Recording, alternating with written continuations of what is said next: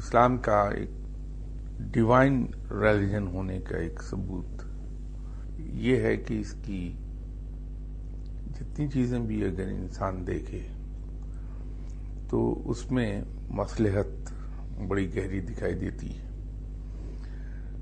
اور اس کی بہت سی چیزوں کے اندر میڈیکل سائنس کارفرما دکھائی دے گی، جبکہ 1400 سال پہلے جب اسلام انٹروڈیوس ہوا تھا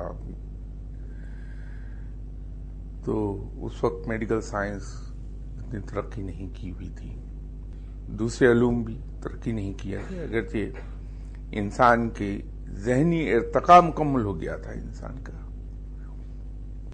لیکن علوم ترقی نہیں کیے ہوئے تھے، علم کی وہ وسعت نہیں تھی جو آج ہے۔ لیکن اس کے باوجود اس کے جو احکامات ہیں اسلام کے، اگر ان کو ہم دیکھیں اور آج سائنس اسے انفولڈ کرتی چلی جا رہی ہے تو حیرت ہوتی ہے ان لوگوں پر جو اسے ڈیوائن ریلیجن سمجھنے پر تیار نہیں ہے، کہ انسان اگر صرف اتنی سی بات دیکھ لے کہ 1400 سال 1450 سال پہلے جب اسلام انٹروڈیوس کیا گیا تو اگر معاذ اللہ یہ کسی انسان کی طرف سے انٹروڈیوس ہوا تھا تو اس میں اتنی پرفیکشن نہیں ہو سکتی۔ یہی حال اس کے وضو کا ہے، اور یہی صورتحال نماز میں دکھائی دیتی ہے۔ وضو کے جو ارکان ہیں اس میں بھی 3 ارکان ایسے ہیں جو تھکن کے نتیجے میں یا کام کی زیادتی کے نتیجے میں پیدا ہونے والے بلڈ پریشر کو نارملائز کر دیتے ہیں۔ اس میں جب ہم مسح کرنے کے لیے انگلیوں کے درمیان پھیرتے ہیں اور جیسے یہ ہے یہ کیفیت، اور دوسرا یہ کر کے تو ہم یہ ہاتھوں کی یہ انگلیوں کی نچلی جو ٹریلنگ ایج ہے وہ ٹچ کرتا ہے گردن کے ساتھ، ہماری مسح کرتے ہیں ایسے اس طرح سے جاتا ہے۔ اس ڈائریکشن میں ہاتھوں کی موومنٹ ان مسلز پر، اب موجودہ جو تحقیق ہے اس کے مطابق اگر انسان تھکا ہوا ہے اور وہ صرف 3 بار یوں مساج کر لے یہاں تو وہ تھکن دور ہو جاتی ہے، اور اس سے تھکن کے نتیجے میں پیدا ہونے والا بلڈ پریشر ڈراپ کر جاتا ہے۔ میں بار بار تھکن کے نتیجے میں پیدا ہونے والے بلڈ پریشر پر زور اس لیے دے رہا ہوں کہ اگر بیماری کے طور پر پیدا ہوا بلڈ پریشر اسے آپ اس طرح لوور کرنا چاہیں گے تو نہیں ہوگا، لیکن تھکن کے نتیجے میں، پریشر کے نتیجے میں جو بلڈ پریشر ڈیولپ کر جاتا ہے وہ اس سے لوور ہو جاتا ہے۔ اسی طرح یہ انگلیوں کے درمیان انگلیاں اس طرح پھیرنے سے اس سے بلڈ پریشر لوور ہوتا ہے اور تھکن دور ہو جاتی ہے۔ لائک وائز یہ مسلز ان پہ جب پریشر آتا ہے تو اس سے تھکن ختم ہوتی ہے۔ نماز کے سلسلے میں یہ ہے کہ انسان جب سو کے صبح اٹھتا ہے تازہ دم ہوتا ہے، ذہنی طور پر بھی جسمانی طور پر بھی، لیکن سونے کے نتیجے میں جو سستی جسم پر آتی ہے جانور اسے ختم کرتے ہیں انگڑائی لے کے۔ یوگا میں بھی انگڑائی بہت اہمیت اسی لیے ہے۔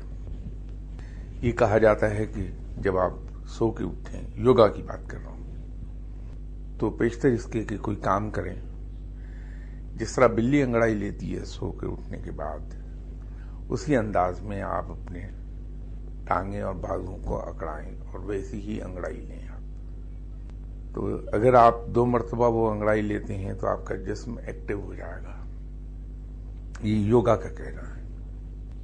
تو صبح کی نماز بڑی مختصر ہے کہ آپ تازہ دم ہیں، سر وہ تھکن آپ کی جو سستی ہے اس کو دور کرنے کے وہ کام آ جاتی ہے کہ آپ نے نماز پڑھی، بہت تھوڑے سے پیریڈ کے لیے آپ کا تعلق دنیا سے ختم ہو کے رب کے ساتھ جڑ گیا.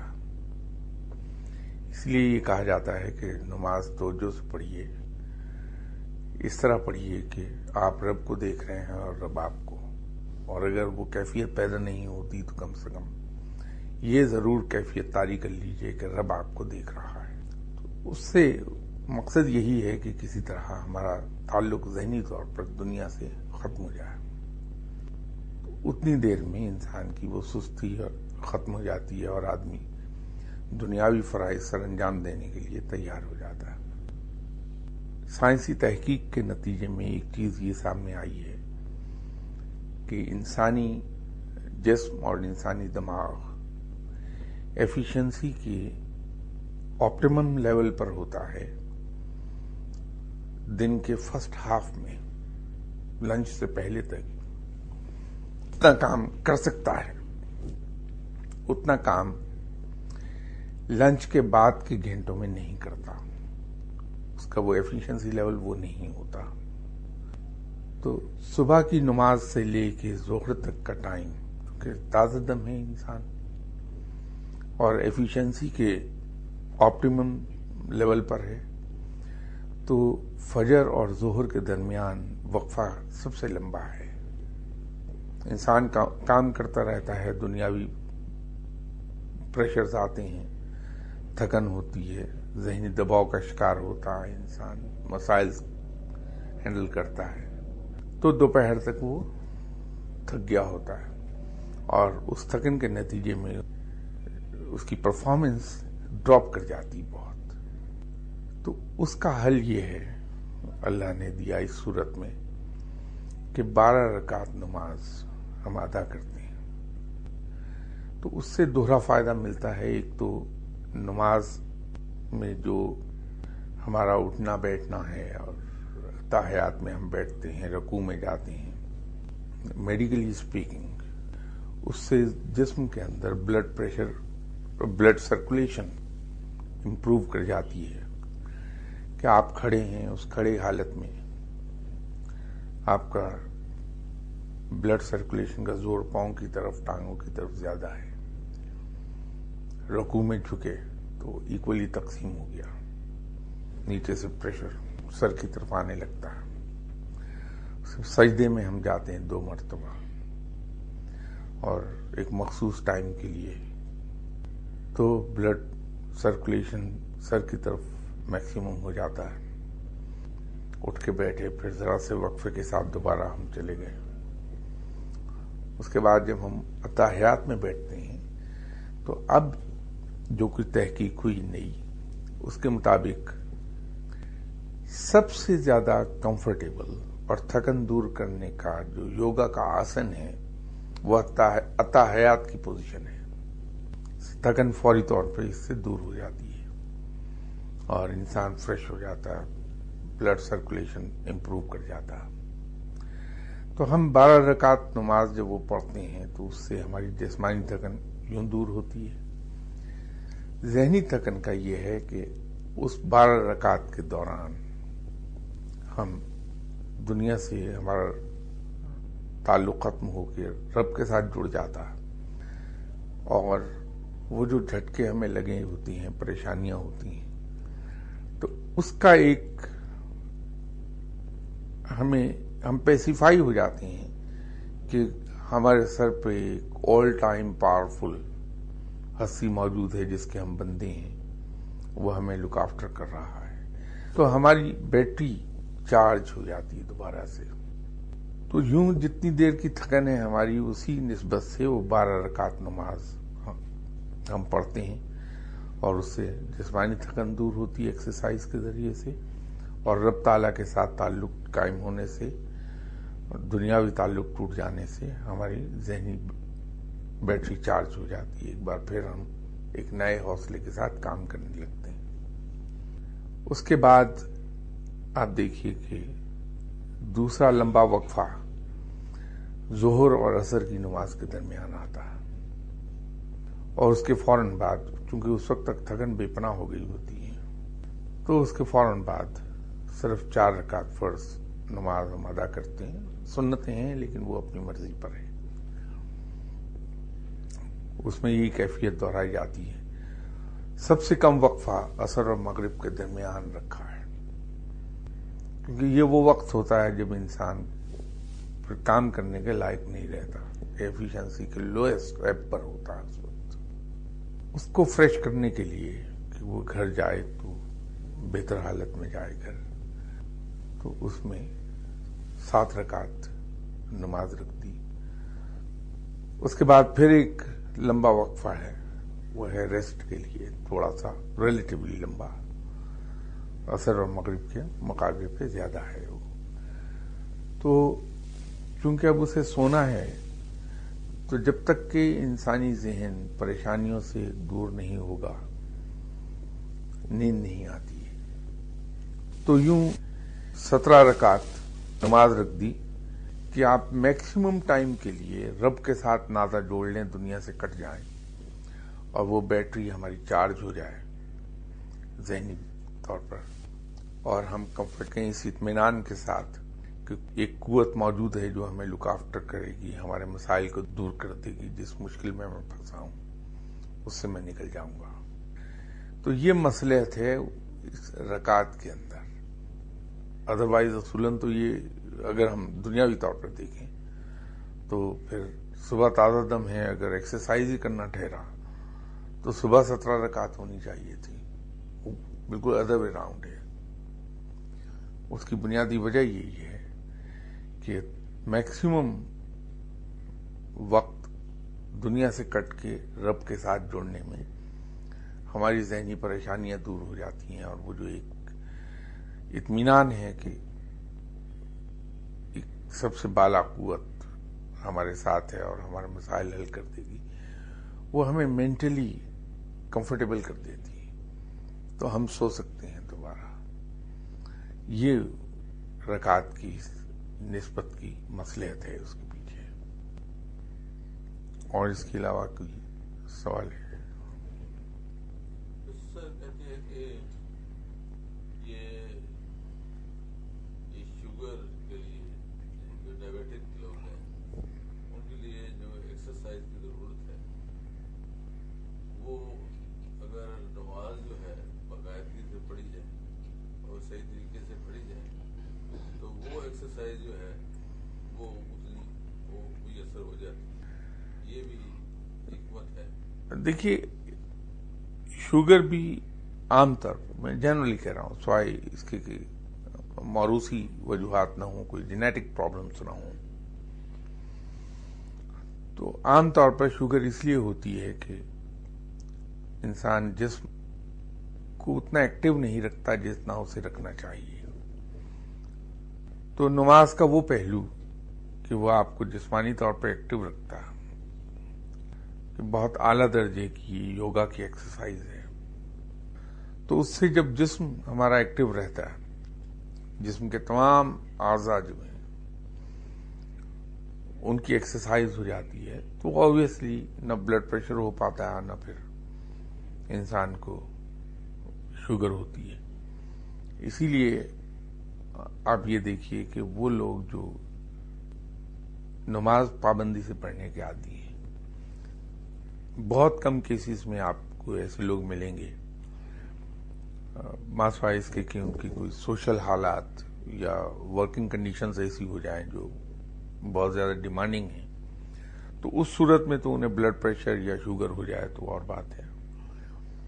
نارملی ہوتا نہیں ہے، شوگر اور بلڈ پریشر دونوں نہیں ہوتی ہیں.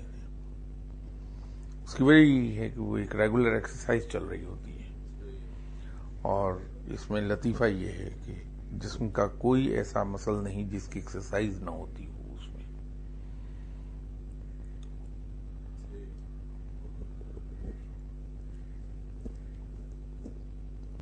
اور اس کے بارے میں اگر کوئی سوال کرنا چاہتا ہوں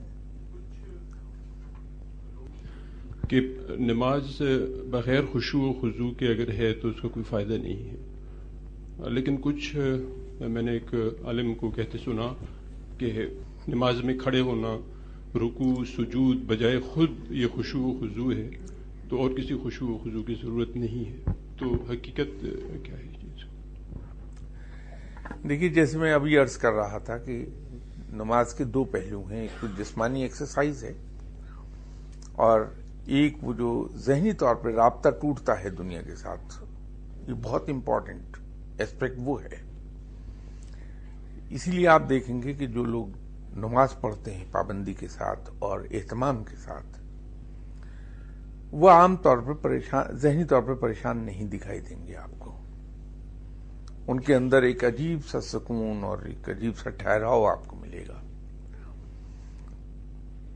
وہ جو خشوع خضوع ہے وہ امپورٹنٹ اس لیے ہے، اگر دنیاوی اینگل سے صرف آپ بات کریں، کہ وہ جو رابطہ ٹوٹ جاتا ہے دنیا کے ساتھ، دنیا کے تفکرات اور دنیا کی پریشانیاں اتنی دیر کے لیے نہ صرف ختم ہو جاتی ہیں بلکہ ایک ایمان نئے سرے سے تازہ ہو جاتا ہے دل میں کہ ہمارا رب موجود ہے جو ہمارے مسائل حل کر دے گا، ہمیں ان پریشانیوں سے نکال لے گا. تو اس سے وہ جو بیٹری چارج ہوتی ہے، اگر بغیر خشوع و خضوع کے نماز پڑھی جائے تو یہ چیز حاصل نہیں ہوگی، لیکن جسمانی ایکسرسائز بہرحال ہو جائے گی. تو نماز پڑھتے رہنا چاہیے، گرچہ خشوع و خضوع پیدا نہ ہو، اس لیے کہ یہ امید رکھنی چاہیے اللہ تعالیٰ آہستہ آہستہ خشوع و خضوع بھی پیدا کر دے گا. تو اس سے جسمانی ایکسرسائز تو ہو جائے گی آپ کی، لیکن کبھی اس نیت سے نماز نہ پڑھیے گا کہ میری ایکسرسائز ہو جائے، اس لیے کہ اس کا پھر اصل ہی ختم ہو جائے گا، اپنی اصلیت پر نہیں رہتی پھر نماز.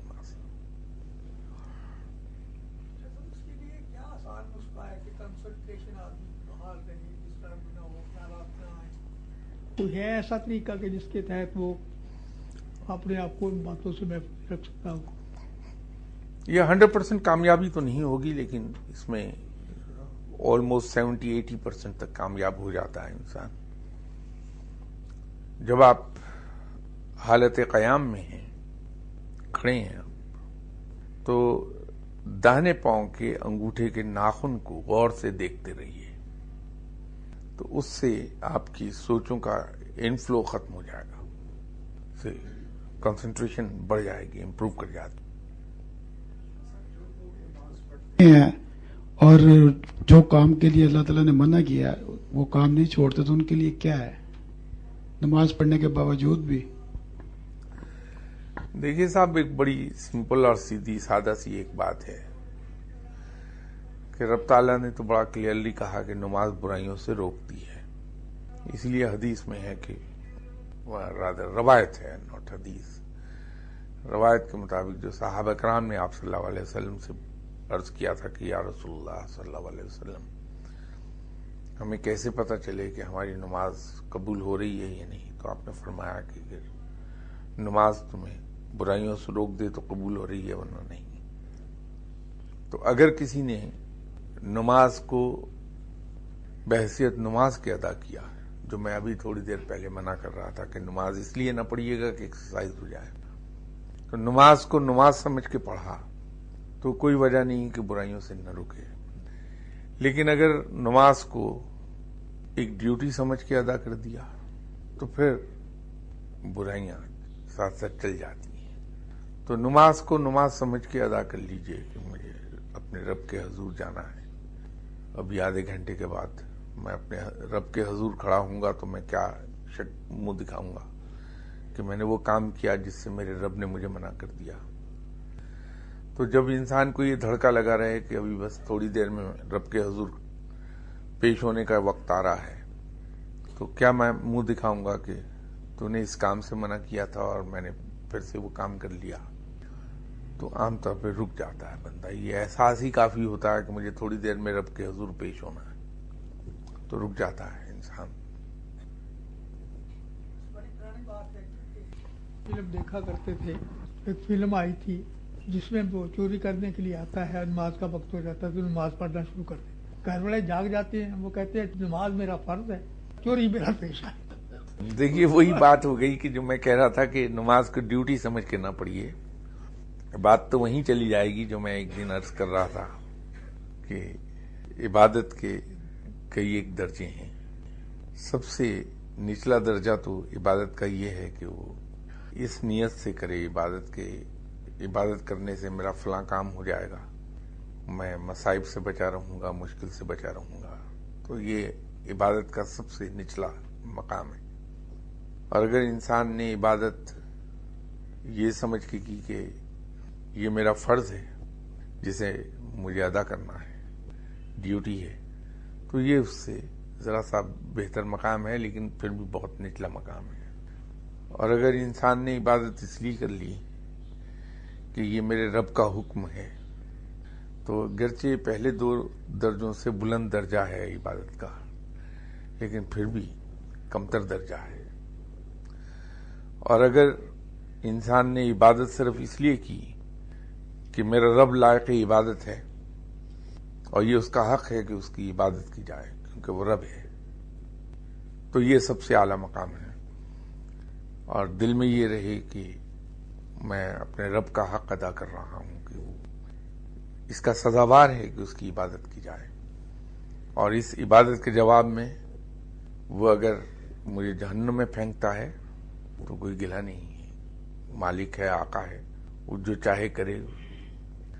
اور اگر اس کے جواب میں جنت دیتا ہے تو اس کی مہربانی ہے کہ وہ غفور الرحیم ہے، اسے توقع یہی ہے کہ ہمارے ساتھ مہربانی کا اور احسان کا سلوک کرے گا، تو بغیر یہ توقع رکھے کہ اس کا صلہ کیا ملے گا مجھے، صرف یہ سمجھ کے عبادت کرتا رہے کہ میرا رب لائق عبادت ہے، تو پھر وہاں یہ سوال نہیں اٹھے گا کہ میری ڈیوٹی کیا ہے اور میرا پروفیشن کیا ہے۔ یہ اسی وقت سوال اٹھتے ہیں جہاں ہم اسے فرض سمجھ کے کرنے لگتے ہیں۔ بہت سے بزرگ ہوتے ہیں یا بزرگ کہلاتے ہیں جو ظاہری نماز نہیں پڑھتے جی، اور ان کا کچھ کا یہ کہنا ہے کہ ہم روحانی نماز پڑھتے ہیں، اور کچھ کا یہ کہنا ہوتا ہے کہ ہم نماز حاضری ہے اور ہم ہر وقت حاضر ہی رہتے ہیں، تو اب اور کیا کریں؟ تو کیا یہ جائز ہے یا یہ ممکن ہے؟ صاحب مجھے یہ تو معلوم نہیں کہ کون بزرگ کیا کرتا ہے اور وہ درست ہے یا نہیں۔ دیکھیے اگر میں کسی سرجن کے بارے میں یہ کہوں کہ یہ سرجن بہت اچھا اور فلاں سرجن برا ہے، تو اس کے لیے ضروری ہے کہ مجھے ان دونوں سرجن سے زیادہ سرجری آتی ہو۔ اگر میں کسی ٹیچر کے بارے میں کامنٹ کرتا ہوں کہ یہ ٹیچر اچھا ہے اور فلاں ٹیچر برا ہے، تو یہ کامنٹ کرنے کا اہل میں صرف اس صورت میں ہو سکتا ہوں اگر میں ٹیچر کے پروفیشن میں ان سے کہیں آگے ہوں، تو میں فیصلہ کر سکوں گا کون اچھا اور کون برا۔ اگر میں اس مقام پر نہیں ہوں تو میں کسی کے بارے میں فیصلہ نہیں کر سکتا کہ کون اچھا ٹیچر، کون برا ٹیچر، کون اچھا سرجن، کون برا سرجن۔ تو اولیاء کرام جس نے بھی جو بھی عمل کیا، اس کو اچھا یا برا کہنے کے لیے مجھے ان سے بڑا ولی اللہ بننا پڑے گا، جبکہ میں تو اولیاء کرام کے پاؤں کی خاک کے برابر بھی نہیں ہوں۔ تو ایک کمتر انسان اپنے سے اعلیٰ انسانوں کے بارے میں کیسے یہ فیصلہ کر سکتا ہے؟ ہاں البتہ نماز کے بارے میں ضرور یہ عرض کر سکتا ہوں کہ میری اپنی سوچ کے مطابق جس کی معافی آپ صلی اللہ علیہ وسلم کو نہ ہوئی، جس سے آپ صلی اللہ علیہ وسلم جیسی ہستی جو اللہ کے بعد سب سے بڑی ہستی ہے وہ مستثنیٰ نہ کہلائی، تو کوئی ولی اللہ کیا بیچتا ہے آپ صلی اللہ علیہ وسلم کے مقابلے پہ؟ اس کی کیا حیثیت ہے؟ کسی صحابی کو نماز معاف نہ ہوئی تو ولی اللہ غریب کس درجے میں آئے گا؟ میں اس انداز سے دیکھتا ہوں اور اس پر مجھے قطعاً کوئی اصرار نہیں کہ میں درست کہہ رہا ہوں. یہ صرف میری سوچ ہے، ہو سکتا ہے کہ غلط ہو. حضرت پیران پیر غوث العظم دستگیر جو سب میں بڑے ولی اللہ کہلاتے ہیں، آپ کو نماز معاف نہ ہوئی؟ وہ میں نے آپ کو وہ قصہ سنایا تھا جو حضرت پیران پیر غوث العظم دستگیر صاحب کو پیش آیا تھا کہ ایک دن ایک صاحب آئے اور انہوں نے کہا کہ میں فرشتہ ہوں اور اللہ نے آپ کی طرف مجھے بھیجا ہے کہ آپ کو ایک خوشخبری یہ سنا دوں کہ اللہ تعالیٰ نے آپ کی عبادات سے خوش ہو کر آپ کو نماز معاف فرما دی ہے. تو آپ چند لمحے تو خاموش رہے، پھر فوراً لاہور پڑی اور فرمایا دور ہو جا مردود، جو چیز آپ صلی اللہ علیہ وسلم کو معاف نہیں ہوئی وہ مجھ جیسے انسان کو کہاں معافی ہو سکتی اس کی، تو مجھے بہکانے آیا ہے. تو وہ ہنسا اور ہنس کہنے لگا شکر کریں آپ کے علم نے آپ کو بچا لیا، ورنہ آج میں آپ کا تمام عمل ضائع کروا دیتا. تو فرمایا لا حول ولا قوت، میرے رب نے بچایا ہے، علم نے نہیں بچایا. تو وہ شیطان تھا جو فرشتے کی صورت میں آیا. تو اسی سے اندازہ کر لیجئے کہ نماز ایسی عبادت ہے جو اللہ کا حق ہے اور وہ ادا کیا جانا چاہیے، یا یہ حاضری ہے. نماز فرض کی گئی بے شک اپنے مقررہ وقت پہ جناب. تو مقررہ وقت جو ہے ہم دیکھتے ہیں کہ بعض جگہ پہ 1:15 بجے ظہر کی نماز ہو جاتی ہے، کہیں 2 بجے ہوتی ہے، کہیں 1:45 بھی ہو جاتی ہے. تو اس میں وقت کی اہمیت اللہ تعالیٰ کی طرف سے اس کی اتنی اہمیت کیوں بیان کی گئی؟ دیکھیے اسلام کے اندر جیسے سبھی مولانا حضرات بھی کہتے رہتے ہیں کہ اس کے اندر اللہ کا مقصد یہ نہیں تھا معاذ اللہ کہ اس کے بندے تنگ ہوتے رہیں، وہ تو سہولت دینا جانتا ہے، تنگ نہیں کرتا وہ. تو رب تعالیٰ نے یہ نہیں کہا کہ آپ 1:31 پر ظہر کی نماز ادا کیجیے اور 4:16.5 پہ عصر کی نماز ادا کیجیے، وہ تنگی ہو جاتی ہے. ان کے ٹائمنگ مقرر ہیں کہ زوال کا ٹائم ختم ہونے سے لے کے سائے بڑھ جانے تک ظہر کا نماز کا ٹائم ہوتا ہے. تو آپ کو تقریباً کوئی 3 گھنٹے کے قریب ٹائم مل جاتا ہے. تو ان 3 گھنٹے میں جہاں کہیں آپ کو فرصت ملے آپ نماز ادا کر لیجئے، بر وقت ہے نماز. البتہ تلقین یہ ہے کہ نماز کو جلد از جلد ادا کر دیا جائے، لیکن وہ ٹائمنگ کی چھوٹ ہے. کوئی آدمی کہیں جا کر آخری وقت سے 15 منٹ پہلے نماز پڑھ لیتا، 10 منٹ پہلے پڑھ لیتا، اس کا سلام اگر آخری منٹ سے پہلے پھیر لیا اس نے تو تب بھی بر وقت ہی ہے، قضا نہیں ہوئی.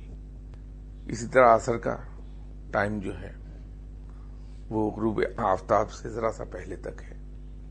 تو وہ ایک ہمارے پاس ٹائم ہے، تقریباً کوئی 1.25 گھنٹہ ہمیں مل جاتا ہے، اس میں تنگی نہیں ہوتی ہے.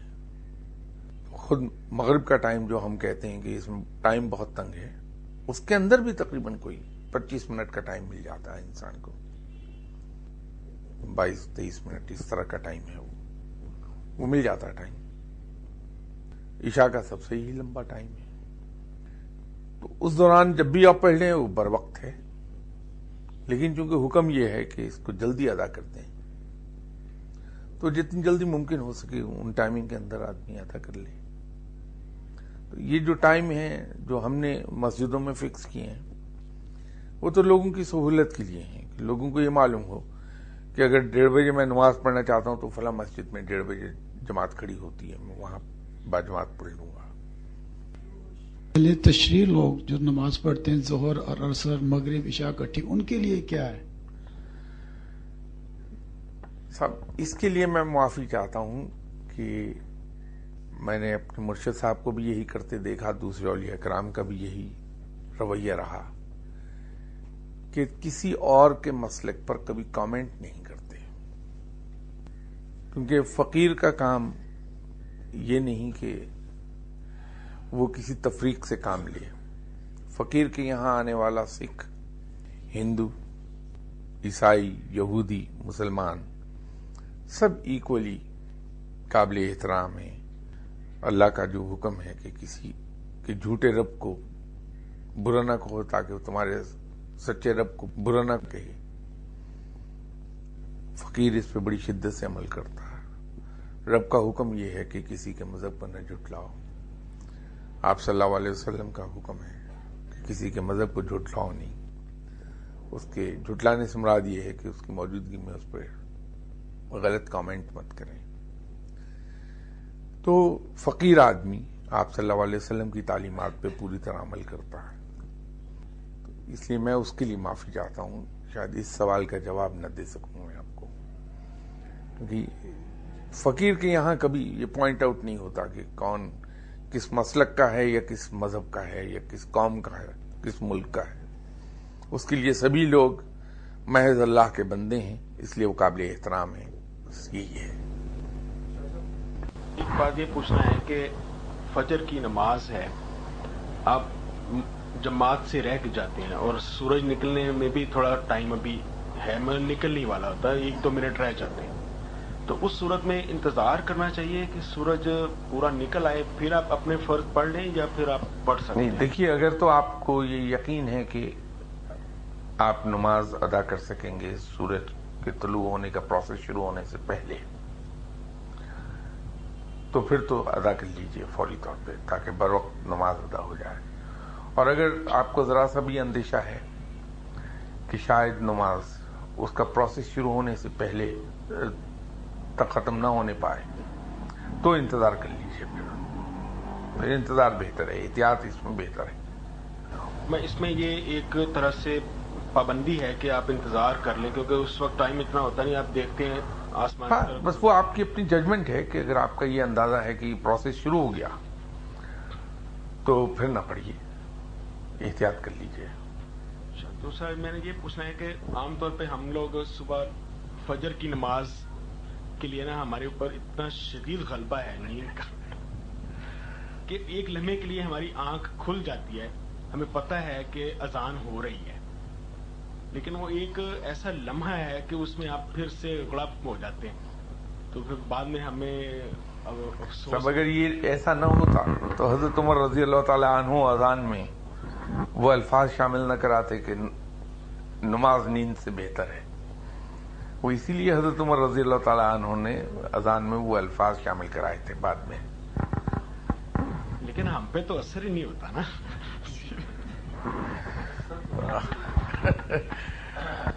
اب وہ یہ مرد دانا کون ہے اور مرد نادان کون ہے، اب اس کا کیا کیا جائے. وہ اقبال بھی کہتا ہے کہ وہ اثر نہیں ہوتا مرد نادان پہ.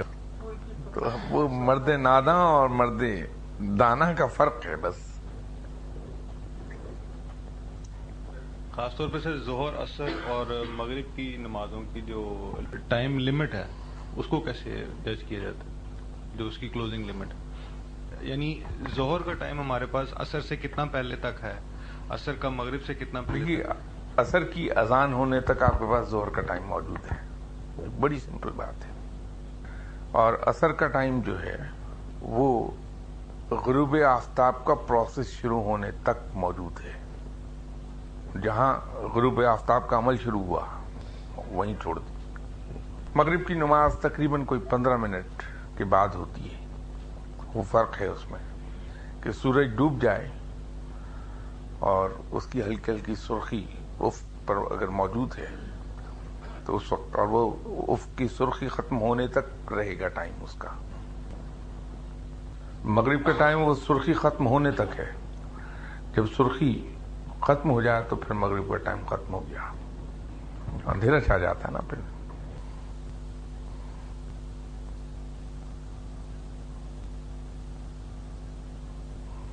آج موقع ہے کہ محرم الحرام شروع ہوا ہے، تو کچھ لوگ موبائل دیتے ہیں نئے سال کی، کچھ لوگ نہیں دیتے.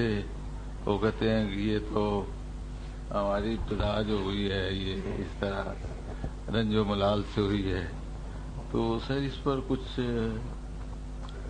نئے سال کی مبارکباد ضرور دینا چاہیے. نیا سال شروع ہوا ہے. دیکھیے، رنج رنج و ملال تو بالکل اپنی جگہ صحیح ہے. دکھ تو ہوتا ہے انسان کو کہ رنج کا واقعہ تو یقیناً ہے، لیکن کسی کو 8 محرم سے پہلے تک نہیں معلوم تھا.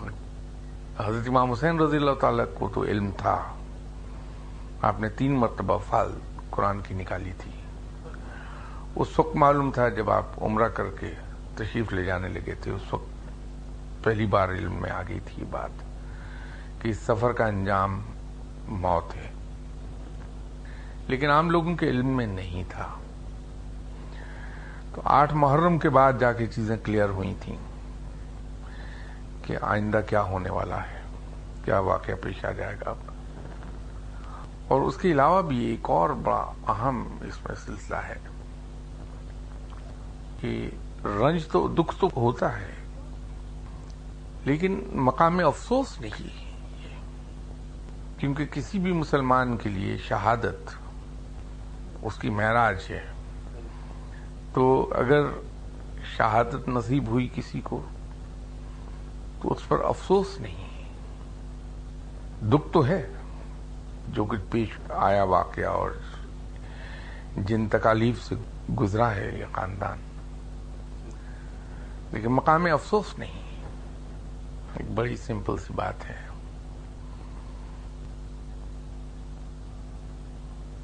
شاہ صاحب، آپ 7 محرم کا ختم بھی کرواتے ہیں، اس کی فضیلت کیا 7 محرم کے حوالے سے؟ سب وہ ختم ہوتا ہے اہل بیت کا جو شہید ہو گئے، شہدائے کربلا ہیں، ان سب کے لیے ایصال ثواب کے لیے. یہ تو اس کی ریزن ہے، لیکن میں ریزن دیکھ کے نہیں دلاتا ختم. میں اندھی تقلید کرتا ہوں کہ میرے مرشد صاحب نے یہ حکم دیا تھا کہ اس سلسلے کو کبھی ختم نہ کرنا زندگی میں. ایک 27 رمضان کی افطار اور ایک 7 محرم. تو چونکہ حکم ہوا میرے مرشد کا، تو اس پر مرشد کے یہاں تو جیسے میں عرض کیا کہ اگر آپ نے کسی کے ہاتھ پہ بیعت کر لی یا کسی کو مرشد مان لیا دل سے، تو پھر اپنی ڈکشنری سے کب، کیوں، کیسے، کس طرح یہ الفاظ چاروں کاف یہ نکال دینے پڑتے ہیں اپنی ڈکشنری سے.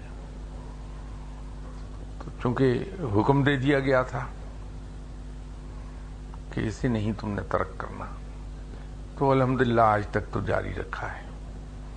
یہاں ختم اس وقت بھی ہوتا رہا جب میں جن دنوں انگلینڈ میں تھا، میں آ نہیں پا رہا تھا، تو جاری اس وقت بھی رکھا تھا ہم نے کسی نہ کسی طریقے سے. اور میں آپ سے بھی سب سے یہ گزارش کروں گا کہ اس کا ختم ضرور دلایا کیجیے. 7 محرم کا ختم تو ہے اللہ کے نام پہ، لیکن برائے ایصال ثواب شہدائے کربلا اور حضرت عباس رضی اللہ تعالیٰ عنہ.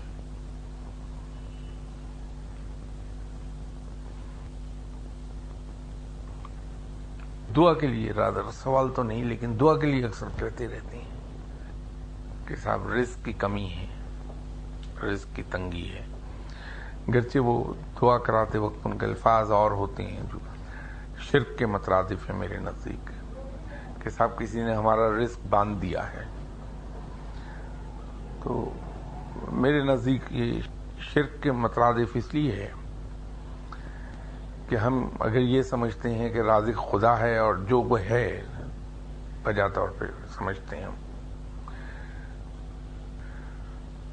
تو اگر رازق رب ہے اور رب قادر مطلق ہے، سب سے زیادہ پاورفل ہے، تو اتنی طاقتور ہستی جو سب میں طاقتور ہے، اگر وہ مجھے رزق دینا چاہے تو کس کی مجال ہے کہ اس رزق کو روک سکے.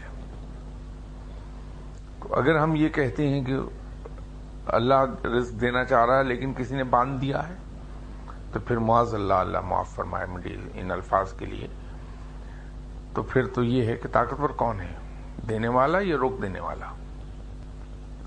تو اس لیے میں کہتا ہوں کہ وہ شرک مترادف ہے میرے نزدیک. تو لوگ یہی کہتے ہیں کہ صاحب رزق باندھ دیا، رزق روک دیا ہے.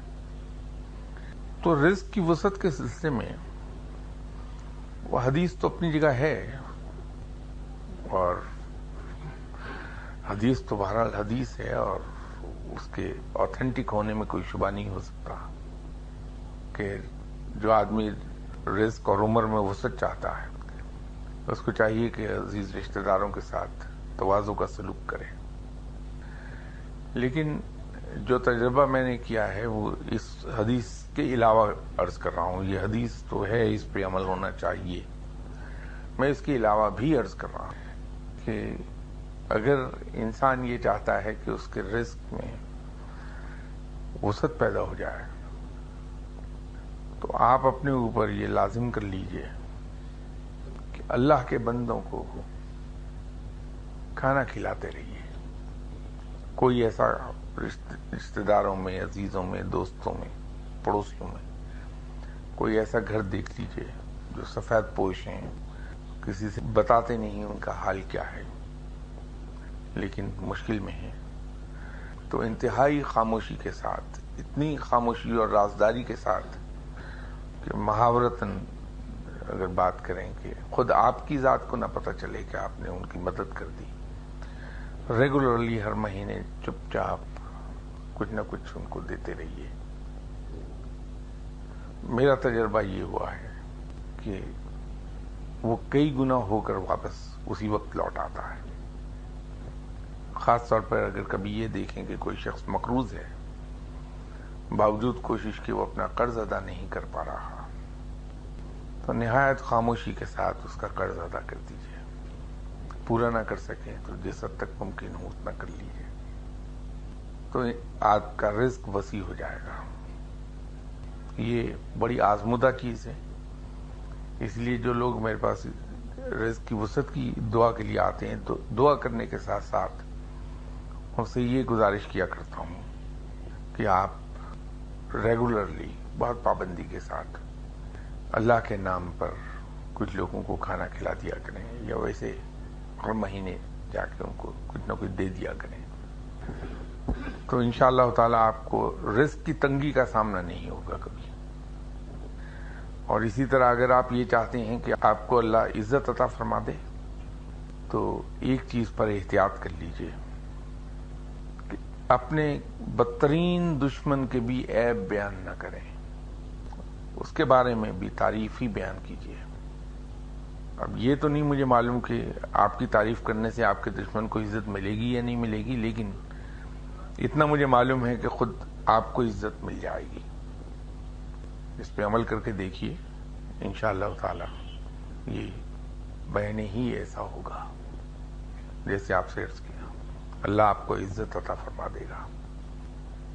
اور اگر آپ یہ چاہیں کہ حاسدوں کی سازشیں اور حاسدوں کے منصوبے آپ کے خلاف کامیاب نہ ہونے پائیں، تو یہ جان کر کے کسی شخص نے آپ کے خلاف کیا سازش کی، کیا آپ کے خلاف پروپیگنڈا کیا، آپ صدق دل سے کہہ لگائیے، بات کو اڑا دیجیے اور تماشا دیکھیے کہ رب تعالیٰ کس طرح آپ کو اپنی امان اور اپنی حفاظت میں رکھتا ہے.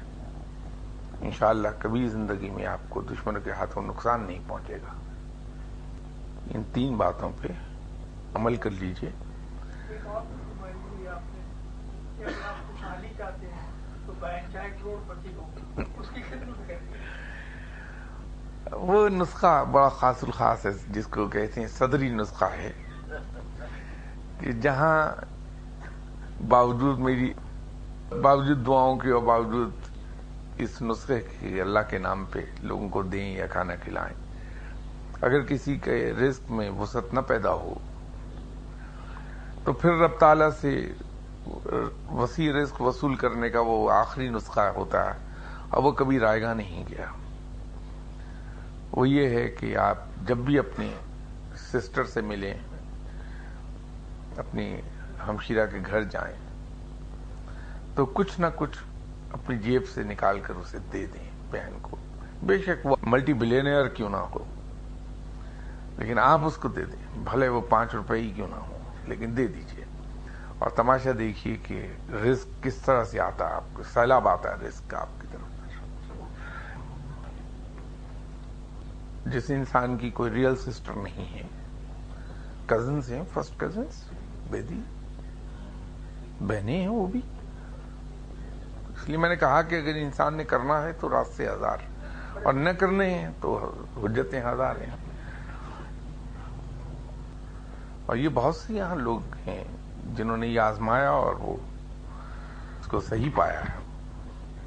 سر جیسا ابھی آپ نے کہا کہ بہن کو نقد کوئی رقم دے دیں، تو اگر وہ نقد کی بجائے کوئی پھل وغیرہ کوئی اشیاء کی صورت میں دیکھیے، میں تو ایسی مثال دی کہ بے شک 5 روپے دے دیجئے، اس سے مراد یہ نہیں تھی کہ آپ کیش ہی دیں، بہن کے لیے ہر مرتبہ کپڑے لے جائیے، کچھ اور اس کے گھر کی کوئی چیز لے جائیے، چونکہ عام طور پر وہ رقم زیادہ ہو جاتی ہے تو بعض کا انسان کے لیے ہر مرتبہ اتنا سپیئر کرنا ممکن نہیں ہوتا، تو میں تو وہ ایک مثال آپ کو دے رہا تھا۔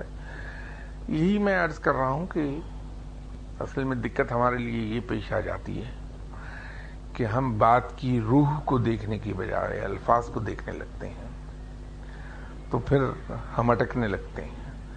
اگر بات کی روح کو ہم پہنچ جائیں، اور بات کی روح کو اسی وقت پہنچتا ہے انسان جب بات کو سمجھنے لگے۔ اور دوسرا یہ ایک توجہ آپ کو میں دلا دوں کہ اگر یہ کبھی کام کریں تو اپنے اوپر ایک بہت اسٹرکٹ چیک رکھیے۔ اس میں 99.9% احتمال یہ ہے کہ آپ کا پاؤں پھسلے گا۔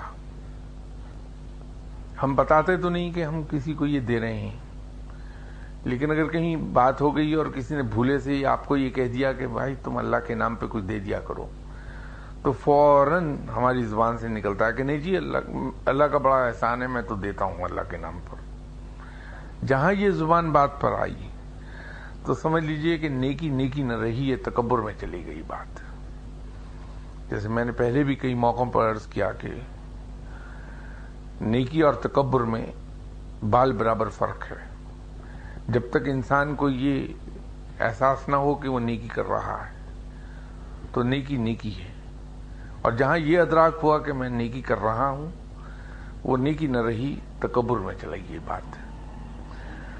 تو آپ اس سے ذرا دور رہیے، اور خاص طور پہ ایسے موقع پر جب جس کو آپ دے رہے ہیں وہ لوگوں میں بیٹھ کے یہ کہے کہ دیکھیے صاحب اس نے تو کبھی آج تک مجھے پھوٹی کوڑی نہیں دکھائی، تو آدمی جوش میں کہتا ہے کہ بھول گیا اور ہر مہینے تو دے کے جاتا ہوں میں۔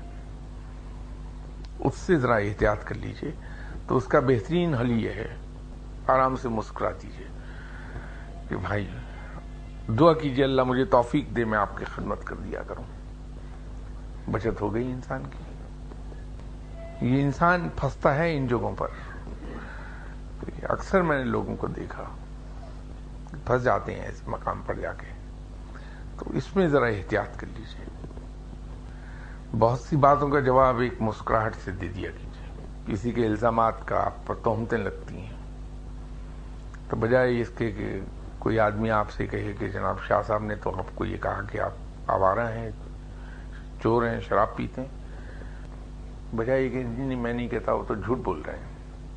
بڑا خوبصورت جواب ہے کہ بھائی وہ اتنا اچھا انسان ہے، میں تو اس کو جانتا ہوں، بہت نیک اور شریف آدمی ہے، اگر اتنے اچھے انسان نے میرے بارے میں یہ کہا ہے تو بھائی یقین کر لو کہ میرے اندر ہی خامیاں موجود ہیں، ورنہ وہ کیوں کہتا۔